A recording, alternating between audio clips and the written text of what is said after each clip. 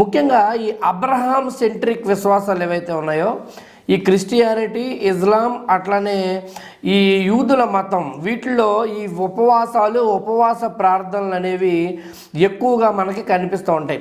అయితే ఈ Lent days ఎట్లా మొదలైనవి, అసలు దాని అర్థం ఏమిటి, వాటి ప్రాముఖ్యత ఏమిటి అనేది మనం తెలుసుకునే ప్రయత్నం చేసినట్లయితే, ఈ లెంట్ అన్న పదానికి అర్థం ఏమిటంటే లెంథనింగ్ ఆఫ్ డేస్ అంటారు. అంటే రోజులు పొడిగించబడుట అని దాని అర్థము. భస్మ బుధవారంతో మొదలయ్యి ఈస్టర్ వరకు కూడా ఈ ఉపవాస దినాలు పొడిగించబడతాయి. ఇది ఆ అర్థాన్ని సూచిస్తుంది. ఇక రెండవ అర్థాన్ని మనం చూసినట్లయితే స్ప్రింగ్ టైం అంటారు. అంటే వసంతకాలము అని అర్థం, అంటే వేసవి కాలము అన్న అర్థాన్ని అది ఇస్తుంది. అయితే ఈ లెంట్ డేస్ మొదటిగా యేసు ప్రభు శిలువ మరణం అయిపోయిన తర్వాత ఆదిమ సంఘస్థులు 40 గంటల పాటు